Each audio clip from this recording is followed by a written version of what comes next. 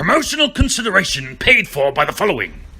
The new Jewel, trying to quit cigarettes, but still want to look cool in front of your friends? Then look no further than Jewel e-cigs. All the cool kids are doing it, and it is guaranteed to get you laid, or your money will burn in hell. Plan B. If you arrive early or are tardy to leave, your days of worrying are over. Plan B will save your life, and you will never have to push her down a flight of stairs again. Lipitor. If you have high cholesterol, or low cholesterol, or even perfect cholesterol, Lipitor is for you. Remember, take Lipitor or you will die.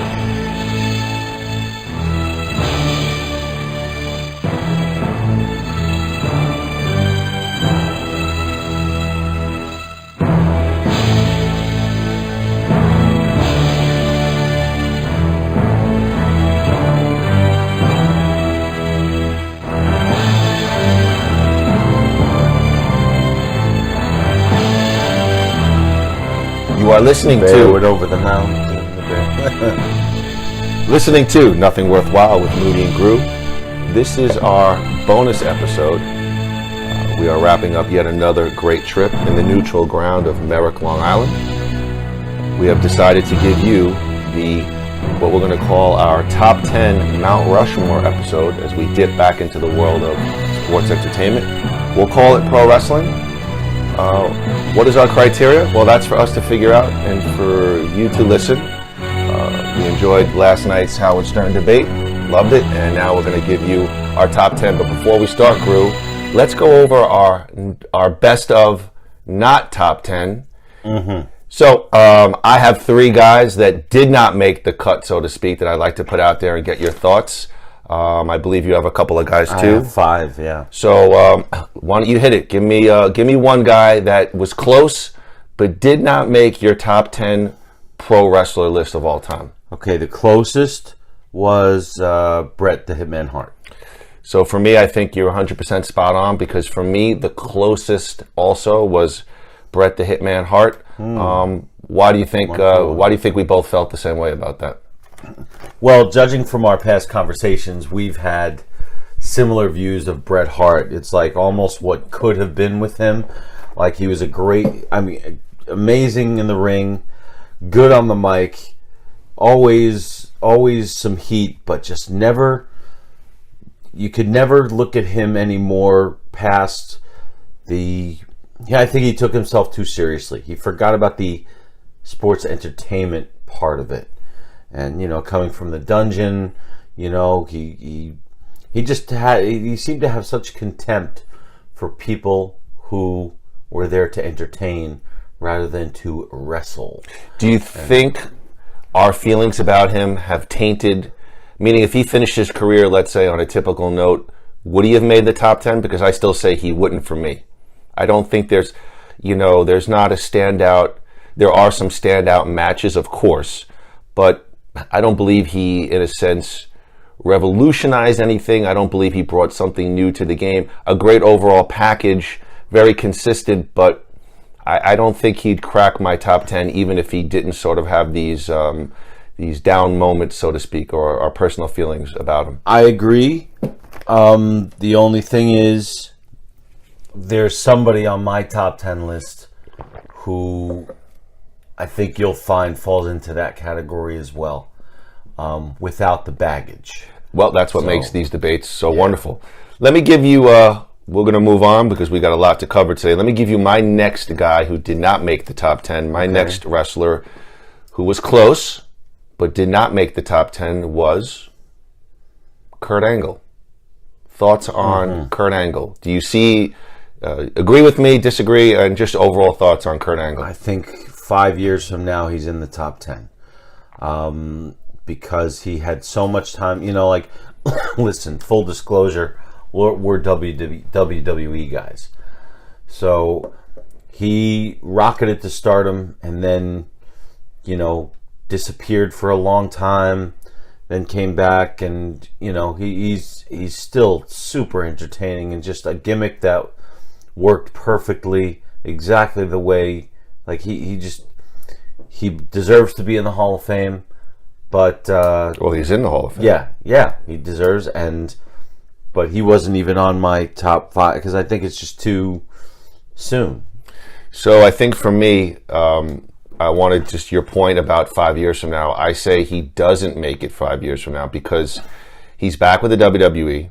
He's older, and his matches just are not what they used to be. You know, again, being a WWE guy, he had, for all intents purposes, a pretty great run in TNA with a lot of great matches versus, an AJ Styles. And I caught maybe one or two on the internet. I never saw any of them. So, he's back in the WWE now. I don't think he's going to get that he'll have a final run, and it may be satisfying, but I don't think he's going to have that final run. We're going to see that 1 or 2 or 3 standout matches where we go, oh my God, I'm going to really change my mind about this guy. I think he's, a top 50 guy, but no, not for me, not top 10. Do you agree? Not top 10 as well? Not top 10. Okay, give me another best of who did not make the cut. This will hurt you. Go ahead.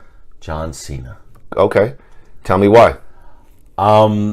Because he never really did it for me. I see how talented he is, and I see what he has done. He has persevered through a very difficult time in the company, but I don't know. There's just something missing. He's not.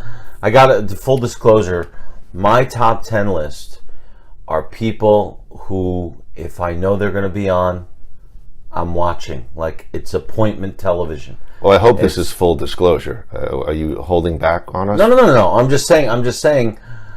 I'm giving you the criteria of my top 10. That's the thing. It's not just, I got to tell you why I chose the people that I chose. And the reason I did not choose John Cena is because I don't need to. He's not missed when he's not there. So you don't think right now John Cena doesn't appear at WrestleMania, 35? You think that that's going to be somehow just a everyday event? I mean, I disagree with you on that point.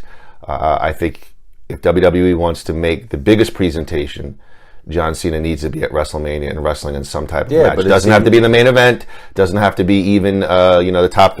But John Cena needs to be there. I think for WrestleMania to be as big and as mainstream as possible. You want to know something interesting? John Cena, to me, might be, and if this makes any sense to you, go ahead, too much of a company guy. Well, I think Does that make any sense? I think that these are all fair criticisms. I'm going to save some of my thoughts on John. He should have put his foot down for the last 2 WrestleManias. He should have known that the mixed tag match with The Miz and his girl was a career killer. The next year, his squash he had a great setup. I remember being in the building and seeing him run into the back. That means the Undertaker's here, exciting. And then it's an Undertaker squash, which he obviously agreed to do. Like he's willing to do anything, and I respect that. But it does hurt his magnitude as a heavyweight, in my opinion. It hurts his magnitude, I think, maybe on a most minute scale. I think what I would say, I disagree with you on the point, is sure, as a fan, I was there with you. I was disappointed with the Miz match and the Undertaker. He's so over. Does it really hurt him long term? All they need is the right storyline and prop him up, and he's probably back to where he needs to be at WrestleMania. Again, I agree. The Miz match, very disappointing. Undertaker was just, I sat there. Why did you waste those 5 minutes for me? And it was a great lead up to the match. Yes. We'll talk about Cena in a little bit. Let me move to my next guy. My next guy who did not make the cut, and I have a lot of thoughts about him. And my final guy that I'll discuss is Triple H. So I was thinking about it. How would I equate Triple H to maybe in athletic terms? So the first thing that popped in my mind was Thurman Munson. So Triple H to me is very consistent. He's 280, 20 home runs, 100 RBIs, but he doesn't hit it out of the park. He has had some amazing seminal moments. And if there's a guy that could make it in 5 or 10 years from now, it could be Triple H, and I'll tell you for one reason and one reason only. He still is a part-time performer, and though Crown Jewel was a nightmare, and he tore his pec, and the match was sloppy, I think there is some room. He's a great guy now to take another veteran, or maybe to prop a young guy. He can do 20 minutes, and he's still in great shape at 48 years old. So I think there could be another 1 or 2 5-star, 4-star matches in him. Agreed. And so he's the guy for me that maybe 10 years from now, he slides into the top 10, and it has nothing to do with his position with the company or anything like that. I look at it critically and say the guy was a great wrestler, still can deliver from time to time. I think he can, whereas I'm not sure Kurt Angle can. That's why I wouldn't say Kurt Angle in five. So Triple H is maybe my wild card. He didn't make my top 10, but could he 10 years from now? Maybe. Your thoughts on Triple H? Well, Triple H is on my near-miss list also, and I can't say it any better than you. That's exactly how I feel about him. To me, he is appointment television, though.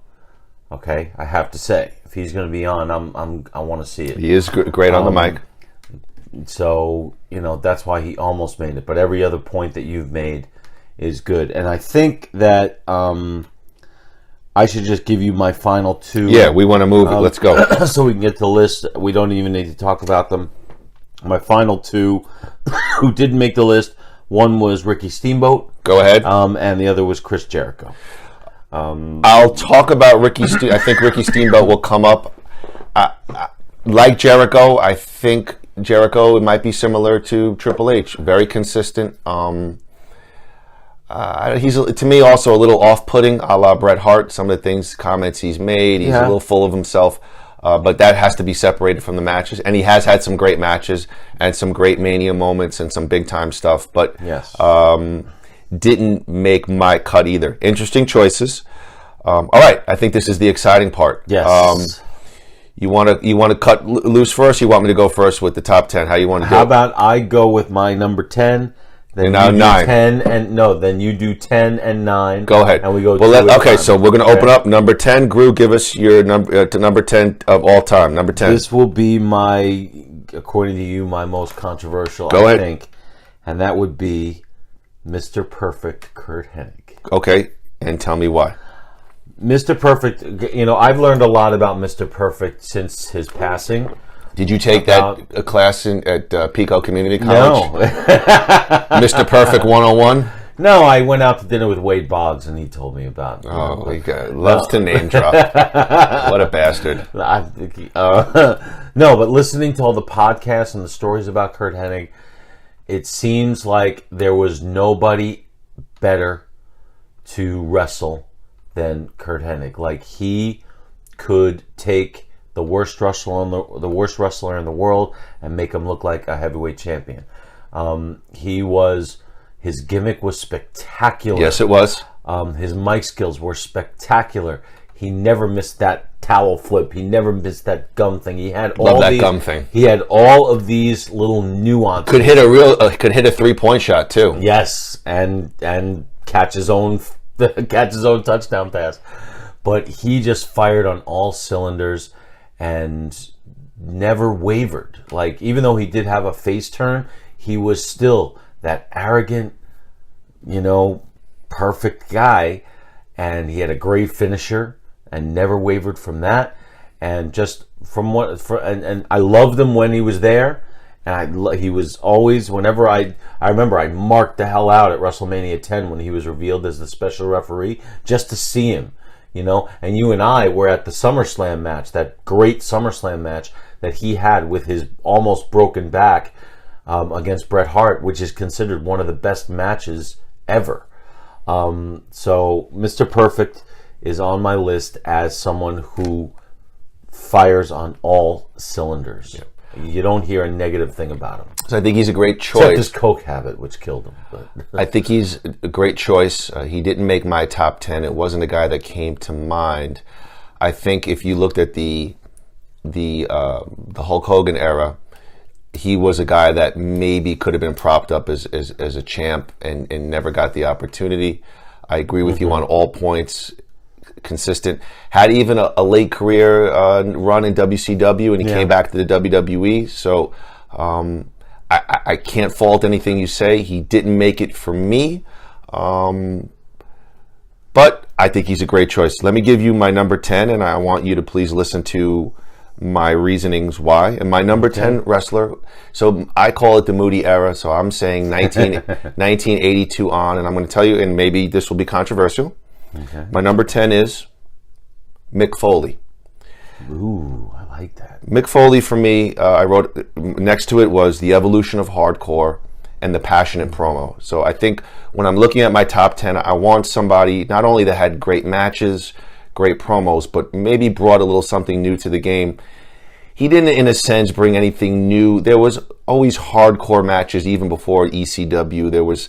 But he brought it mainstream. The guy put his body on the line like maybe no other mainstream star ever did. Tremendous characters. I think for me, tremendous promos. Passionate, intelligent. The guy was an author. Was a little bit of a star in his own right. Had some great matches. Triple H street fight, obviously. The Hell in the Cell. In the ring, no, nothing great. But I think, to me, what did he revolutionize in a sense? That hardcore style, that passionate promo. Did the job for many people. The night he won the championship on Raw was a record-breaking television audience. So for me, number 10... Put butts in the seats. Number 10, Mick Foley. Thoughts? There's nothing I can say to argue that. I mean, I just think of Mick Foley, and I think of all the things that you said, but I'm just looking at my list, and all the people on my list are just, to me, a notch above as far as everything else. But everything you say is absolutely true. Foley was, and he was great everywhere. He's great in WCW in the beginning as Cactus Jack, great in ECW, and then in WWE he just went into the stratosphere. And you're right, maybe his in-ring style and his in-ring abilities hinder him from my list, but you could say that about a couple of people on my list as well. But I can't argue with that at all. All right, so we'll move on. Let me give you my number 9. Number 9. And I'm sure this will put a crease on your face, but my number 9 of my top 10, John Cena. Okay. I figured that. My notes are new era face. So I think for me, John Cena represents a couple of things. I think he was the prototype in whatever their developmental at the time was. I think he's the prototype white meat baby face that the WWE likes to put as a mainstream star. And what I will say is this. His matches did have a big match feel. As I look back, were there seminal in-ring, were there matches that you go top 10? Maybe not. But all of those main events, Triple H, Edge, The Rock. They were, when I went and saw them live in Miami, it felt like a Mike Tyson fight. It felt like a Floyd Mayweather fight. It was an event. The ECW One Night Stand when he wrestled Rob Van Dam in that horrific crowd, he took it, and I think he begrudgingly won the fan base over because he just put his image out there. But I think overall he was the next evolution of the mainstream babyface.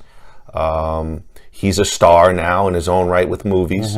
But I think for me, the matches, I'm not saying they came across great, but you always had anticipation when Cena wrestled, especially in his heyday. Yes, have the last couple of years been a little bit of a drip? Sure, he's getting older. He's 41 years old. But for me, new era face, he's sort of what the company is now sort of transformed into those baby faces. So for me, Big Match John, number 9 on my all-time list. Well, that's, we talked briefly about him, and to address your point really quickly, he was on my off 5 list. So I think I feel the same way that the crowd sort of felt. They were kind of just tired of him. Okay. And I think that's why he just dipped. It had nothing to do with his in-ring performance. It was just, I don't know, that goody two-shoes kind of thing. And would you say, though, I mean, there was probably a 10-year period where he put the WWE on his back. I mean, he was the main event. yes, I will agree with that. But at the same time, that was a down period. Like, it wasn't.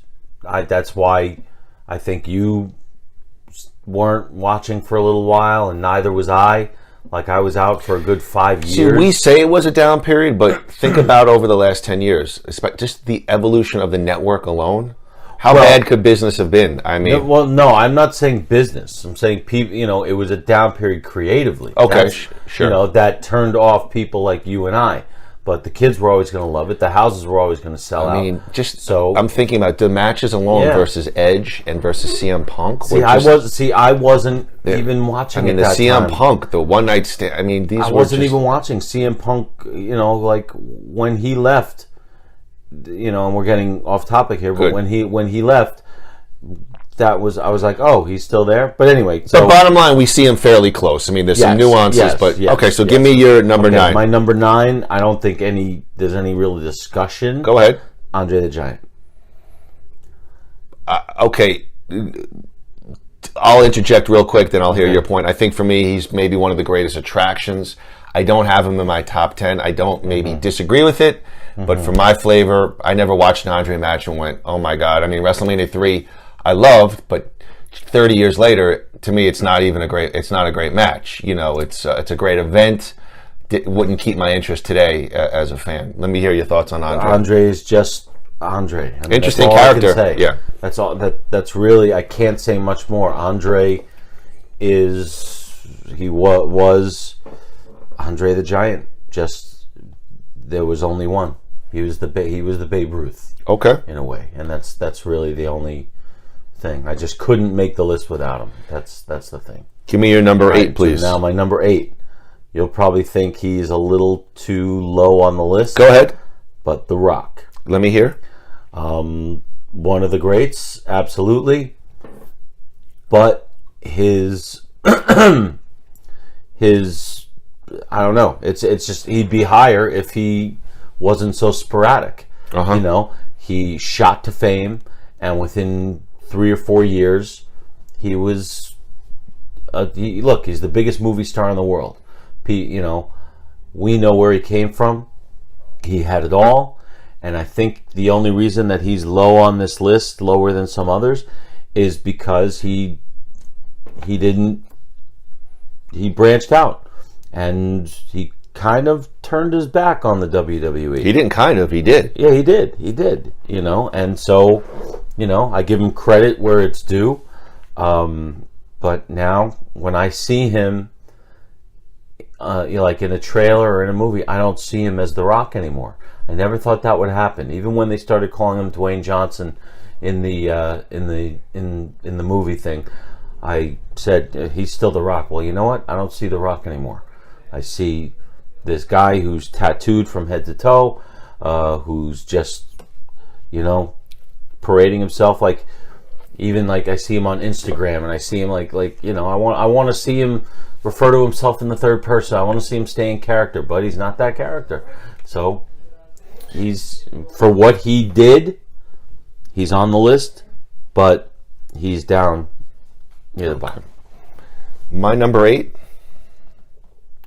Roddy Piper. Thank you, God. So for me, didn't think he would make your list, but I'm so glad he did. I'm glad to hear that. For me, I wrote next to his name, the template for the modern day heel. So I think Piper, to me, was that amazing bad guy. He was just the perfect foil for those early incarnation of Hulk Hogan in the WWF. And I think even bigger was Piper's Pit began to use this sort of quasi-interview segment to push storylines forward. Originally, it was Piper's own storylines, and then as he began to interview others and intertwine other storylines, and now you've seen this sort of, these interview staples have become the staples of not just the WWE, but all local TNA. Everyone's got an interview segment in which they push storyline forward. he was cool back when I was a kid and didn't even know what cool was. I hated him. He was rowdy before rowdy was cool. I hated him, but I loved him. I booed him, but I secretly kind of dug him. Yeah.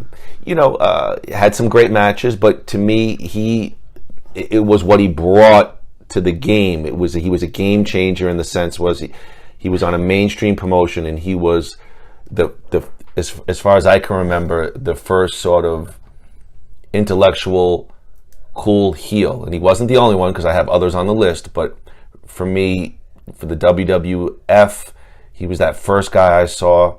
So I have Roddy Piper as my number 8 all time. Thoughts? Yeah, I mean, Hot Rod to me was, for a time, he was my favorite. For many reasons. But you say, you say he's the template for the modern day heel, but he's also the template for the extreme heel becoming the extreme face. Because my theory is, the worse the heel, when they turn face, they are almost automatically cheered. They are almost automatically the number one face. That's what happened with Rowdy Piper when he was the most hated, and then he disappeared for a little while, and Adrian Adonis took over the Piper's Pit, and it just showed you when he came back. Do you mean the flower shop? The flower shop. That would go over so well today. Oh my God. But yeah, that would. And effeminate male and makeup. Everyone would love that one. Yeah, in the skirt, and so he comes back, and it just showed you how much people loved to hate Piper, and they missed having him there. And then they started that war, and that turned Piper into, with the exception of I would say Hulk Hogan, the number one face of the company. So he's just got such a rich. Everything he touched turned to gold. That's it. Plus, I'm secretly a very big fan of They Live. Who isn't? It's okay. a fabulous movie. So let me give you my number 7. Or did you give me? Okay, so I'm going to go to 7. So my number 7 all time,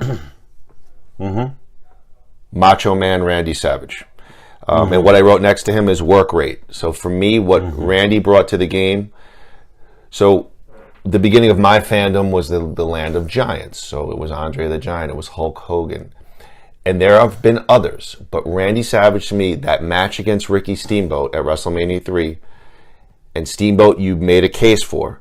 And Steamboat, to me, is the WCW version of Savage, though their characters were different.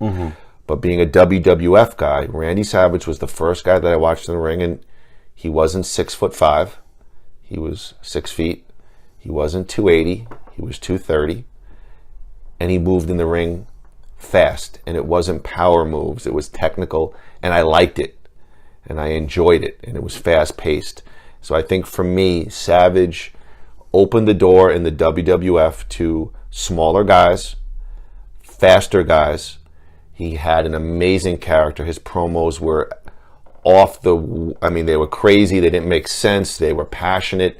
Miss Elizabeth, the whole package with the hair and the robes. The match maybe made the Ultimate Warrior actually look passable in the ring with some of his matches with More him. than passable. Shut up. I'm not buying I'm not buying that at all. But to me, Savage, what he brought to the game was a work rate that I had not seen as a wrestling fan. So for me, my number 7 all time was the Macho Man, Randy Savage. I couldn't agree more about Savage. He is another example of, like Piper, the more evil the heel, the more beloved the face. And he was like that. And he did go back and forth. Did we cry when he reunited with Miss Elizabeth? Was that WrestleMania 10? That was WrestleMania 6. Okay. No. Yeah, WrestleMania 6. And I feel like that. I think I blew my nose on your shirt. That weird redheaded girl who they keep showing all the time. I still get goosebumps with that. And it just goes to show you how much we cared about Macho Man Randy Savage. That's what it was. And the biggest moment of that, I'm actually getting goosebumps thinking about it. The biggest moment of that whole thing was not the reuniting with Elizabeth, but after he's now a good guy again. He places Miss Elizabeth out of the ring, but now his career's over because that was a career-ending match. Right. And there's a shot. His music is playing, the pomp and circumstance, and he's sitting there looking at the crowd, like shrugging his shoulders, like, I guess this is it. And the crowd is screaming. And he jumps up on each corner, raises his arms, and basically says goodbye. And even though that was far from goodbye, but the moment itself was it's one that I never get tired of watching. Just if you look at the look on his face after that thing. So and everything else you said, this just an amazing worker. He was also an incredible businessman because he would do the job for anybody. He was known to be able to work with anybody, saying, I thought you were a big customer of his Macho Man steaks that he was selling. I don't mean that kind of okay. business. I mean like, he would always do, they say, like, what's best for business right now? He would, you hear stories about him, how he was always willing to drop a title here as long as it made sense. I think he was a tough negotiator, though. But he said it had to make sense. Yeah. Like it couldn't just be. But, and we listen to Pritchard a lot, and the stories he tells about Macho Man just fall in line with that. It's please do not reference our competition during our own podcast. I'm sorry. But anyway, so yeah, I am totally with you on that. Give me your number 7. So we're now at number 7. Number 7 is someone who I'm sure is on your list somewhere. The Undertaker. He is on my list. Let me hear your thoughts. Longevity, never, always over, no matter what. Never had a dull moment. Even like the American Badass thing was a fun diversion. Every match was an event match with him. Great, just the best gimmick of all time. If you're looking at gimmicks, one that you would, and recently, not because I knew we were doing this, but recently I actually looked at his debut in the WWF at the time, which was Survivor Series. He was the mystery partner. Kane the Undertaker? No. Well, yes, yeah, you're right. People forget that, as I just did. So, and I remember watching that and thinking like who's it going to be? Like, we want it to be somebody we knew, somebody, and here was this person that nobody knew, yet it was a wow moment, like it was, and he came in and he cleared house, and he was over instantly, and never looked back. These days, even though his ring skills are not there, he's still the Undertaker. And there's like Andre the Giant, there is only one, and there can be only one. Come on in. Oh, all right. Yes. We have a special guest. It's Alundra Blaze. That's right. I think he's a little low on the list, but I'll talk about him in a little bit. Give me your number 6. My number 6 would be one Stone Cold Steve Austin. Give me your thoughts on Stone Cold. Changed the game. Good, if not great ring skills, but good. But always exciting, always fun. The Austin McMahon thing was changed everything, saved wrestling, if you will, in my and on some level. The reason he is not higher on the list has nothing to do with him. It just has to do with the people who were, in my opinion, ahead of him. But Stone Cold is never not entertaining, and he's incredible. So my number 6 is you'll be completely surprised. Pleasantly. Go ahead. Stone Cold Steve Austin. Interesting. So my notes, I Bing, just, bing, bing, bing, bing. So when we decided to do this, I put just a quick blurb. So it's actually, the blurb is everything you said, just in short form. Okay. The greatest white hot run of all time. Mm-hmm. So to me, when I look back on Stone Cold, I agree. Wasn't great in the ring. Mm-hmm. But for a 3-year period, everything he touched was absolute gold. Yes. To me, he was hamstrung by the fact that he got injured and he didn't have the longevity. Mm-hmm. So to me, but again, Austin McMahon, maybe the single greatest, I say it's the single greatest storyline of all time, even better than the NWO. Stone Cold, there's nothing more I could really add. Everything you said, but he had this white hot run that he was the Beatles of wrestling for 3 years. Yes. And then unfortunately, neck and back issues took him out kind of quick. But I have him as number 6. Mm-hmm. I think for me, outside of the 1 to 4, I had pretty locked in. And then after that, it got a little dicey. I'll go to my number 5. Okay. So my number 5 is The Undertaker. I had him in everything you said, so there's not much I can add. But yes, to me, the greatest character of all time. Mm-hmm. And yes, had some absolute just blowout matches at WrestleMania. Just delivered in the biggest pay-per-view, at the biggest time of the year, and delivered just, for the most part, over and over again. His WrestleMania matches, even some of the bad ones, are must-see moments. Mm-hmm. But I think his legacy is the greatest character of all time, and if you really think about it, it's just it's a very cartoony. Shouldn't have worked, and he's made it work, and he's sort of nuanced and changed over the years. I think now, obviously, he's living off legacy, and I think it's just a matter of time before he wraps it up officially. But the single greatest character for me in wrestling history, The Undertaker, I have as number 5. That's everything I said before holds true now. Give me I think you're to your 5. Now I'm number 5. Go ahead. Okay? Mm-hmm. You're going to throw that coffee in my face. I hope not. Number 5 is HBK. Go ahead. The Heartbreak Kid. Again, I can't say anything negative. It's just about the people ahead of him. This guy is my pick as the greatest technical wrestler who ever lived. That's my pick as that. If we're talking about what he was able to do in the ring, I can't think of anybody better than Shawn Michaels. You just wow. You just look at him and go wow. Not at Crown Jewel, but he stayed retired for a reason. You look at him and go wow, like I like his stuff, I or can't wow, believe how great he's cute and in good shape.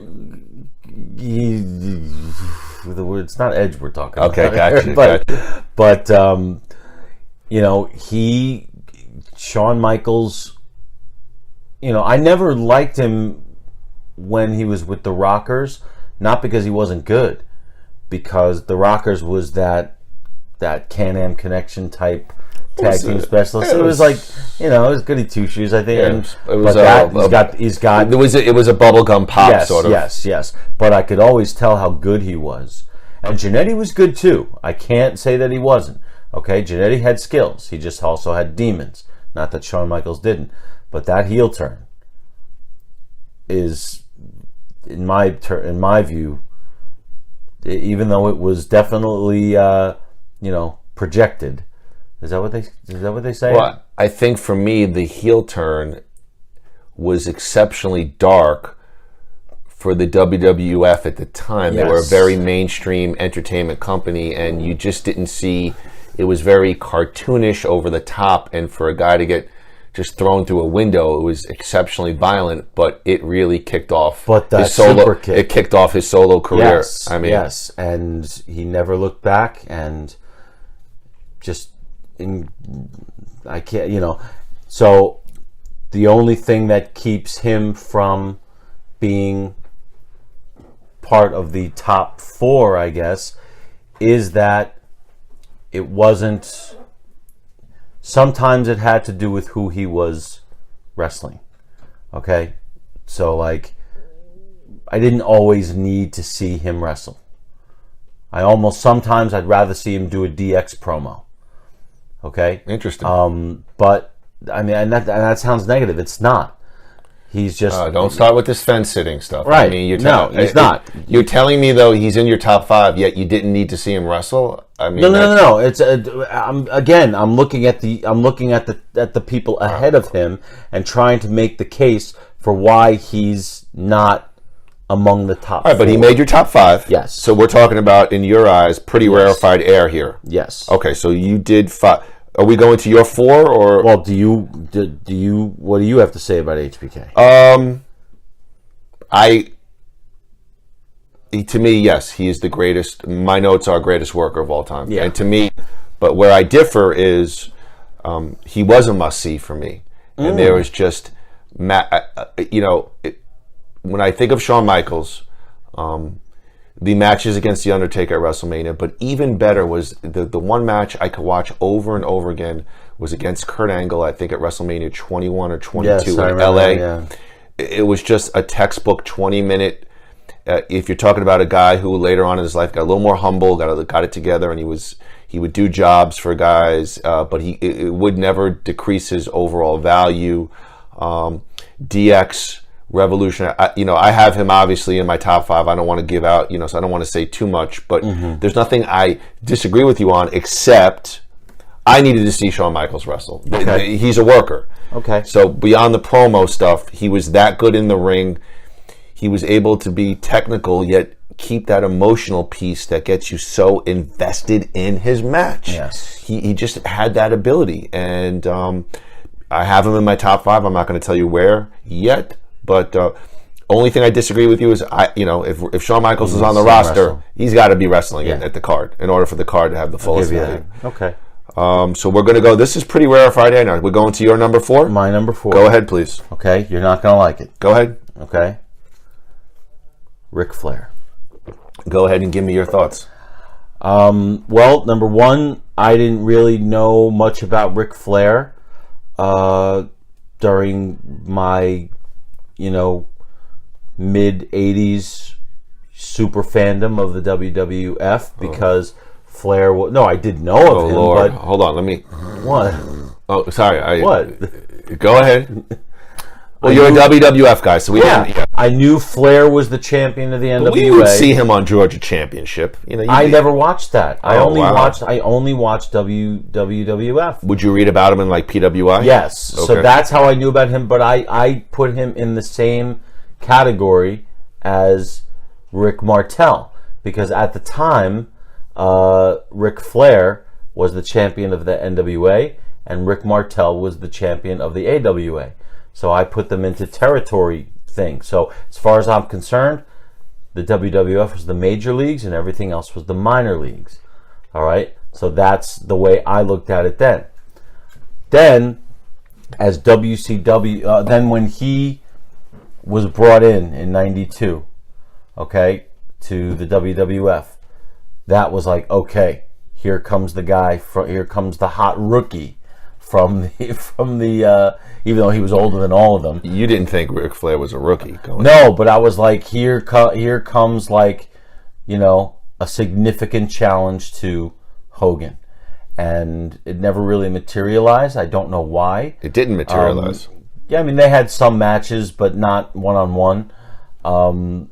So, his first run in the WWF wasn't really a good one, even though he did win the championship, and he had that great match with Savage at WrestleMania 7, I believe. So I disagree with you. I think his first run was he won the title at one of the greatest Royal Rumbles of all time. Yeah. Oh, I said that. It was great. And one of the greatest post-match promos ever, with Kurt Hennig and a tear in my eye when he won the belt. Mm-hmm. What? We have some people who are just staring at us. We're gonna get lunch soon. Joining? Yes. Yeah. Okay. I know 2 you're minutes. hungry. Who? 2 minutes. 2 minutes. We're leaving for lunch? Mm-hmm. Yeah. All right, let us go over one last one and we'll pause it. Thank you. Testing. 1, 2. We'll be out in 2 minutes. We All right. just had breakfast. All right, we're going, but come on, let's. Oh boy, Can we edit this out? Why does everything have to be on a schedule? Can we edit this out? No, let's just keep going. All right, so let me go to my number 4 because I think you're going to like this. My number 4 is also Ric Flair. Ooh, okay. So we've matched on 2. So let's hear why. Oh Lord, can we edit out this tobacco haze? Ric Flair to me, probably the greatest champion, cool guy, heel was my notes. So obviously I agree with you. Growing up in New York, I didn't have that recognition, but I read about him in PWI. So when he came to the WWF, to me it was like the first time I thought about the dream match. Okay, may I have the floor now? Yeah. So to me, you know, it never materialized. You could see, of course, there's a rare video on network where they wrestled at the Garden, but yeah, but if it didn't happen on, but for whatever reason, they decided to go a different route, right, for WrestleMania. So I think, knowing what I know about Ric Flair, he was a guy that had a 20-year run of just, you know, being the champion, territories, fighting top guys, winning chicken shit way, propping up other guys. It's even hard to crystallize, but I think ultimately his legacy will be beyond even the wrestling. Was he, in a time that was very face heel, even in the 70s, the late 70s, he was the cool guy heel. I think that is probably, to me, what he innovated, which was he took Superstar Billy Graham and he took some of these characters, but he was arrogant. He had money. He made fun of the fat guys in the audience. He wore $1,000 shoes, and yet it didn't come across as arrogant. It didn't come across. It just came across as cool. So while Ric Flair technically was a sound wrestler, and he's had a ton of matches, and he had 2, I think, different but great WWF runs, WWE runs. You know, just by virtue of, he's kind of like, for me, the Don Sutton of the top 10. It's longevity. He put in 30 plus years, and he was a compiler. And you know, certainly if you, probably unlike maybe the top guys, there's not a match or maybe a moment where it was so standout, but he just compiled just a long history. And to me, his legacy is going to be the cool guy heel, hip hop. Everybody references Ric Flair now, and I think so. His legacy is sound. Sure. So to me, Flair, I agree with you. He's my number 4. Could you make a case for him to be higher? I think you can, but for me, he's number 4. Okay, I'm glad we agree on that. Do we want to pause and go to lunch and come back? No, let's wait till they. All right, so I'll go with my number 3. Okay. My number 3 is Hulk Hogan. Yeah, I knew you were going to say that. Hulk Hogan, to me, the greatest draw of all time. Mm-hmm. So while Stone Cold Steve Austin had the white hot run, and again, it's hard to really crystallize into Hulk Hogan. He brought wrestling out of the bingo halls into the arenas, into closed circuit television, into pay-per-view, white hot. You know, all-American baby face. I think it was the perfect storm. The innovation of Vince McMahon and sort of that innovative approach, and maybe that ruthless approach to knock out the territory system. But Hulk Hogan was the perfect hand-picked guy to be the all-American babyface, to lead this company into national prominence. The greatest draw. Not great in the ring. And I think he's sort of hurt his legacy as time has gone on. But there's absolutely no denying the first, again, and you could probably, because I don't have that early conceptual knowledge maybe like you, but the first 6, 7, 8 WrestleManias was all Hulk Hogan, all on his back. The matches against, the match against Andre the Giant, the match against Ultimate Warrior were just absolute big match feels. I was young, but the anticipation, the hairs on the back of my neck stood up. I bought into him when he beat Iron Sheik. I was crying in my den when he won. I think time has not been kind to him. I think he's not aged well as maybe a Ric Flair. But to me, number 3, the greatest single draw of all time. And I don't know, I really mean this. And that's where he gets placed for me, the single greatest draw of all time. Hulk Hogan, number 3 on my top 10 list. I can't argue with anything you said. You're absolutely right about all of it. He's exactly that. Plus, he has a really cool surf shop in Orlando. We're very familiar with that. So now I feel like I should give you my number 3 and number 2 really quickly. Go ahead. Because they've both been discussed already. Go ahead. Okay. Number 3 is Roddy Piper. Okay. And we know why. Because we talked about it. And number 2 is Macho Man. Okay. I think for me, they sound very high on the top 10 list. But listen, that's everyone's preference. All right, so then, give me your 3 and 2 again. 3 was Roddy Piper. Okay. And 2 was Macho Man. So real quick, if you can conceptualize in a sentence or two, why did you place those guys on your list at that position? Piper was always my favorite. He was always my favorite. All right? Just enjoyable to watch and couldn't miss him. Savage made my jaw drop. Just with the stuff that he could do, and he was the if you have to characterize total package, great ring skills, great mic skills, all around. There's nobody better than Savage. Okay, a close second in that category would be an HBK, but Savage just had it, man. I mean, Jesus, he could do no wrong. Even the early matches, even before the Steamboat match, his matches with Jake the Snake Roberts on Saturday Night's Main Event. I remember when he won the title against Tito Santana. Everybody remembers the cheating part of it, but the match was incredible. So he just had, and Macho Man, as hated as he was when he was a heel, when you hear that music, the entire crowd rises as if they're bowing down to the king. It's just a special moment when Macho Man Randy Savage comes up. He embodies professional wrestling. So you notice how I said, could you conceptualize in a sentence or two? This broadcast really sucks. You're coughing over everything. Nobody could hear anybody speak.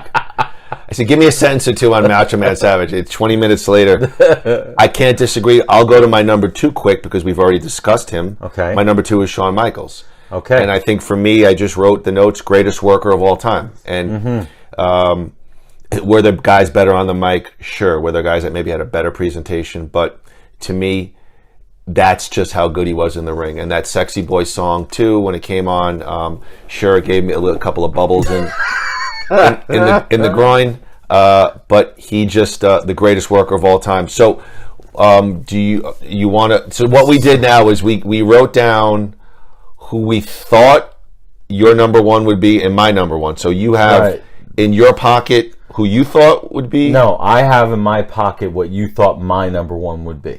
Okay. So now, I know who your number 1 is, and I know who yours is too. All right, so you want to go first? Or you want me to go first? I'll go first. All right. So I guessed. Go ahead. I guessed that your number 1 would be HBK, and obviously I was wrong. So before I even look at this, wait a minute. You wrote Hulk Hogan. Oh yeah. I thought I wrote your number 1. Right. Is going to be Hulk Hogan. I just screwed up. Oh God. I didn't reveal my number 1 yet, but I guessed that. Where's your paper? I guessed that your number 1 would be HBK, but now I know that it's not. But I know who it is. It's got to be The Rock. Okay, so to me, you mentioned him earlier. I don't disagree with anything you say. However, and this might be controversial, and I'm sure Bully Ray would eat me alive on this one, but he, to me, was just a complete game changer. Even greater so Stone Cold was the guy, yet The Rock kind of just slid in there, and I think ultimately surpassed Stone Cold. I think he's the template for the modern day WWE superstar. I think that's how revolutionary he was. When he spoke on the mic, he didn't just do it well. He dominated the show. He had the crowd wrapped around his finger. Has he become, as he's been a little bit older, a little bit more of a character of himself? Sure. But I just what he did, I believe he completely revolutionized the game. And I believe part of it is, you cannot deny, he took wrestling into the stratosphere and became the #1 movie star in the world. And I just think, yes, his time was relatively short. But to me, like I would say, LeBron James is the greatest basketball player of all time, but Michael Jordan might have been the greatest champion or the greatest closer. But I think the look, the athleticism, the skill set, the mic skills, he was that new era guy, the John Cena's, the Roman Reigns, maybe not for the better, maybe for the worse, but I believe that's how different he was and such a game changer. And, he delivered in Hulk Hogan, the match with Cena, even the Goldberg. The Rock, to me, was such a game changer. And I had him as #1 for maybe controversially so, but no. We've discussed my reasons. Would you not why say every guy coming up now in terms of a face or maybe even a heel wants to get to that Rock level? I think he completely changed the game. Yes, because he changed the game. He made things that were less important in the 80s and early 90s more important. Go ahead. Mic skills. Okay. He made that a template. Like you said, it's very important not just to do a backstage interview, but to capture the crowd in the ring. Oh, he did it so well. Oh, yeah. Nobody better. Nobody ever better than that. So now, obviously, I believe your #1 is going to be Hulk Hogan. Yes, and that is absolutely true. We've said everything there is to say about Hulk Hogan. Hulk Hogan, go ahead. Well, I want to hear your point. Go ahead. My point is, Hulk Hogan is wrestling, is everything. Always will be, no matter what he's done since or whatever. That music plays, and there he is. And look, I just think of him walking out at the Silverdome with 93,000 people screaming, just like he was the cover of Sports Illustrated. He brought it, everything you said, he brought it from the bastard stepchild to mainstream. And not only did we talk about game changers, okay, we talk about Austin changing the game, we talk about Rock changing the game, we talk about Hogan changed the game not once, but twice. Hogan changed everything twice. He changed it in the mid-'80s, brought it mainstream, and then he changed everything in the 90s with the NWO. That he is the catalyst for 2 huge swerves that catapulted the wrestling business to a new direction. And people like The Rock and Austin had to catch up to that. Now they caught up and surpassed it as far as skill set is concerned. But it was Hogan who paved the way for The Rock and Austin to accomplish what they did in the way that they did it. And just, Hogan, look, nowadays, I believe that before The Rock became a big movie star, not everybody in the world knew who he was. Hogan, once he beat the Iron Sheik and Hulkamania began, he was a household name all over the world. And that was when wrestling and wrestling fans were looked at like, weirdos, which we still are, but especially us. But Hogan equals pro wrestling. That's it. I don't disagree with anything you say. Yeah. I think his NWO, the WCW run, the NWO saved it and made it very, very relevant. I just think he hasn't aged well. The matches, Whereas, I could watch a Ric Flair match and probably stick through it from beginning to end. But I don't disagree with anything you say. I had him as number 3, so I think that makes for a great debate. So, well, let's quickly go over our list. I want to see how many we agreed on. Not the actual numbers, but how many on my list are on yours. So, I'll go through mine. All right? Go ahead. Mr. Perfect? No. Andre the Giant? No. The Rock? Yes. Yes. So that's 1.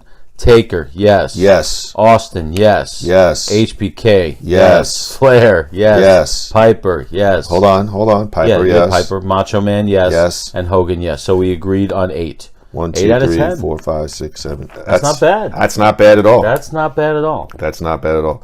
So, we will speak again at the Royal Rumble. What's the date? January 27th in Phoenix, Arizona. We will be coming to you live from Phoenix, Arizona. Groo is going to make a West Coast trip. We're going to be at the show live. We will follow up with a podcast afterwards. We will review. We'll probably do a pre and post. Okay, but we will review the Royal Rumble, and then we will begin to make our early predictions. Yeah, because it's really fun making predicting the Royal Rumble is fun. But I think it'll be fun to talk about afterwards. Where are they going to go for WrestleMania 35? Because it'll be right here in New York City. We will be back. It'll be in Jersey. Well, okay. But we'll be back. WrestleMania 35? Are we up to 30? I think it's 35. Wow. Well, it's been a pleasure. Let's go grab some lunch. Yes. Hope everybody enjoyed another episode of Nothing Worthwhile. We'll speak to you soon. That's it. Rip 'em. There you go. That should need to be the closer. Yeah. Rip 'em.